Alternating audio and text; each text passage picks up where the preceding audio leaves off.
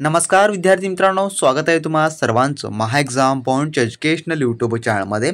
तर मित्रांनो, आपला आजचा व्हिडिओचा भाग मित्रांनो 3 आहे, ज्यामध्ये आपण TCS पॅटर्न आधारित न्याय सहाय्यक वैज्ञानिक प्रयोगशाळा संचालनालय भरती 2024 साठी मित्रांनो आपल्या भाग 3 मधले आपण संभव प्रश्नपत्रिका आपण सोडवत आहोत। जर मित्रांनो तुम्ही या मागील व्हिडिओचे 2 भाग पाहिले नसाल तर मित्रांनो तुम्ही ते देखील पाहून घ्या। त्यामध्ये देखील आपण अतिशय महत्त्वाचे अति संभव प्रश्न आपण कव्हर केले आहेत। तर मित्रांनो, आपण आजच्या या व्हिडिओमध्ये जे की TCS द्वारे जेवढे काही मागील एग्जाम झालेले आहेत त्या एग्जाममध्ये विचारण्यात आलेली मराठी ग्रामर, सामान्य ज्ञान व इंग्रजी व गणित यावर आधारित आपण सर्व काही प्रश्न आपण अॅनालाइज वाईज आपल्या लेक्चर मार्फत आपण कव्हर करतो। आजच्या व्हिडिओमध्ये देखील आपण मराठी ग्रामर व सामान्य ज्ञान यावर नेमकं मागील एग्जाममध्ये कोणत्या प्रकारचे प्रश्न विचारण्यात आलेली होती व त्याला अनुसरूनच तुमच्या येणाऱ्या जी DFSL ची एग्जाम आहे त्यामध्ये कोणत्या स्वरूपाचे प्रश्न येऊ शकतात हे देखील आपण या व्हिडिओमध्ये कव्हर केलं आहे। तर व्हिडिओ खूप इम्पॉर्टंट मित्रांनो, व्हिडिओला शेवटपर्यंत आणि काळजीपूर्वक पहा मित्रांनो। तर पाहूया आपल्याच्या या भाग 3 मधील प्रश्न क्रमांक 1। तर यामधला मित्रांनो आपला प्रश्न 1 असा आहे, जो की प्रश्न पहिला, अनुराग या शब्दाचा विरुद्धार्थी शब्द निवडा। तर आपल्याला माहितीच आहे की मराठी ग्रामर मध्ये समानार्थी, विरुद्धार्थी, शब्दाबद्दल एक शब्द निवडा, म्हणी व या प्रकारचे जेवढे काही सिलेबस मध्ये टॉपिक दिले आहेत ते सर्व काही कव्हर केलं जातं। त्यामुळे मित्रांनो ह्या प्रकारचे प्रश्न तुमच्या परीक्षेमध्ये येत असतात। तर अनुराग या शब्दाचा आपल्याला विरुद्धार्थी शब्द निवडायचा आहे। तर याचं उत्तर जे आहे ते आहे ऑप्शन नंबर जे की क, अप्रीती असं जो आहे अनुराग या शब्दाचा जो की विरुद्ध शब्द होणारा असेल। त्यानंतरचा प्रश्न 2 असा आहे, जमीनदारांचा घोडा पांढरा होता या वाक्यात जमीनदारांचा डॅश आहे। तर जमीनदारांचा या वाक्यामध्ये काय आहे? तर याचं उत्तर जे आहे ते आहे ऑप्शन नंबर क, जे की उद्देश विस्तार आहे। ऑप्शन नंबर क हे याचं उत्तर होणार असेल। त्यानंतरचा प्रश्न 3 आपला, साबुदाणा वडा या शब्दाचा सामासिक शब्द विग्रह करा। जो हा साबुदाणा वडा हा जो आहे शब्द, त्याचा शब्दाचा आपल्याला सामासिक विग्रह करायचा आहे। तर याचं उत्तर जे आहे मित्रांनो ते आहे ऑप्शन नंबर ब, जे की साबुदाणा घालून केलेला वडा, ज्याला आहे काय म्हटलं जातं की साबुदाणा वडा। थोडक्यामध्ये सामासिक शब्दाचा विग्रह या प्रकारे याचा होणारा असेल, साबुदाणा घालून केलेला वडा। त्यानंतरचा प्रश्न 4 आपला, वाक्याचा प्रकार ओळखा, रस्त्याच्या पलीकडून जा। तर हे सर्व काही TCS ने मागील परीक्षेमध्ये विचारलेली प्रश्न आहेत मित्रांनो, त्यामुळे हे खूप काळजीपूर्वक पहा। तर रस्त्याच्या पलीकडून जा, वाक्याचा प्रकार ओळखायचा आहे। तर हे कोणत्या प्रकारामधलं वाक्य आहे? तर याचं उत्तर होईल ऑप्शन नंबर ड, जे की आज्ञार्थी वाक्य यामधलं होणार असेल, जे की रस्त्याच्या पलीकडून जा। त्यानंतरचा 5वा प्रश्न, विरुद्धार्थी शब्दाची चुकीची जोडी ओळखा। तर चुकीची जोडी ओळखायची आहे यापैकी।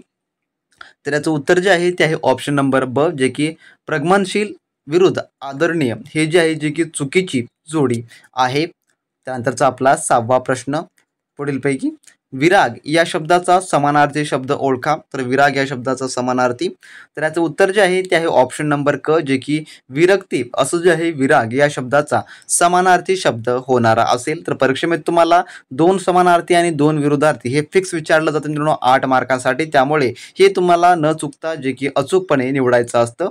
त्यानंतरचा प्रश्न 7वा आपला, खालीलपैकी कोणते विधान नकारार्थी आहे? तर नकारार्थी विधान, तर याचं उत्तर जे आहे ऑप्शन नंबर अ, जे की कष्टाशिवाय पर्याय नाही हे जे आहे या ठिकाणी नकारार्थी होणार असेल।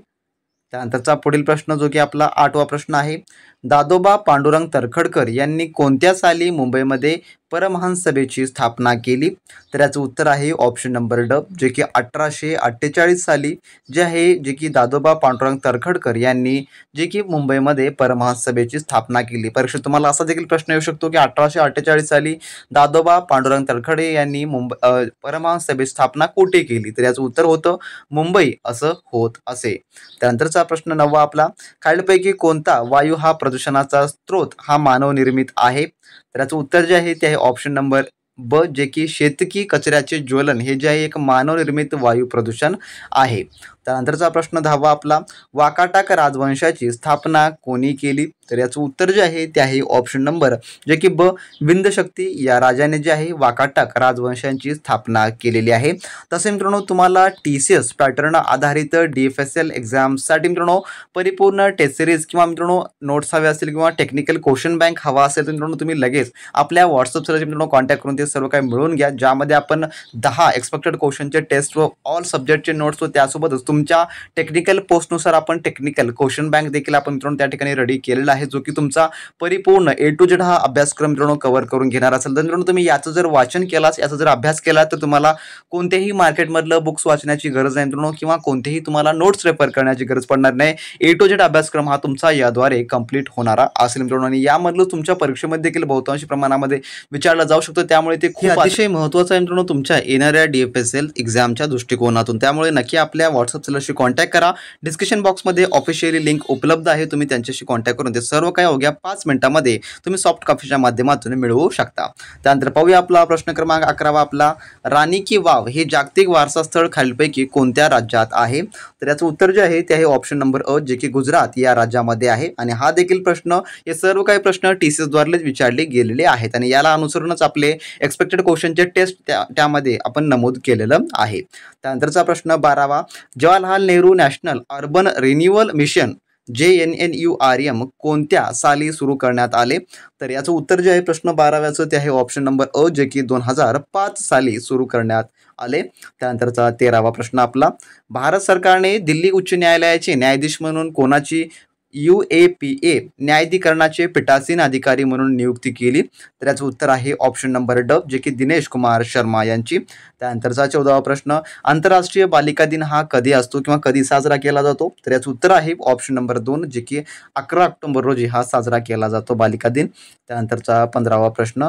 कोणता धागा वापरून गॉज व लिंट ही वैद्यकीय उपचाराची साधने तयार करतात? तर याचं उत्तर जे आहे प्रश्न 15व्याचं ते आहे ऑप्शन नंबर 2, जे की रेयॉन हे जे आहे धागा वापरून करतात. त्यानंतरचा आपला 16वा प्रश्न. 17 जून 1948ला घोषित करण्यात आलेल्या भाषावर प्रांत रचना आयोगाचे अध्यक्ष कोण होते? तर याचं उत्तर जे आहे ते आहे ऑप्शन नंबर 1, जे की न्यायमूर्ती SK दार हे होते. त्यानंतरचा 17वा प्रश्न. राष्ट्रीय अहिंसा दिवस कधी साजरा केला जातो? तर याचं उत्तर आहे ऑप्शन नंबर, जे की 2 ऑक्टोबर रोजी हा साजरा केला जातो. त्यानंतरचा प्रश्न आपला 18वा. F-16 फायटर जेट फ्लाईटच्या देखभालीसाठी अमेरिकेने कोणत्या देशाला 450 दशलक्ष डॉलरची मदत मंजुरी केली आहे? तर याचं उत्तर आहे ऑप्शन नंबर 2, पाकिस्तान या देशाला. त्यानंतरचा आपला 19वा प्रश्न. ठाकरे गट निवडणूक चिन्ह कोणते आहे? तर याचं उत्तर आहे ऑप्शन नंबर 2, जे की मशाल हे आहे. त्यानंतरचा आपला 20वा प्रश्न. फ्रेंच लेखिका म्हणून यंदाच्या साहित्याचा नोबेल पुरस्कार कोणाला जाहीर करण्यात आला? तर याचं उत्तर आहे ऑप्शन नंबर 2, ज्याला की ॲनी आर्नो यांना जे आहे जाहीर करण्यात आला. त्यानंतरचा प्रश्न आपला 21वा.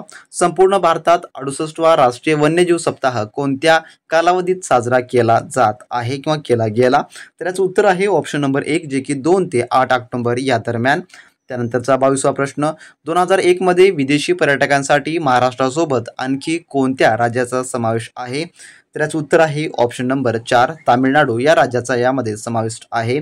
त्यानंतरचा 23वा प्रश्न. इटालीच्या पहिल्या महिला पंतप्रधान म्हणून कोणाची निवडणूक करण्यात आली आहे किंवा नेमणूक करण्यात आली आहे? तर याचं उत्तर आहे ऑप्शन नंबर 1, जे की जॉर्जिया मेलोनी याची करण्यात आलेली आहे. त्यानंतरचा 24वा प्रश्न.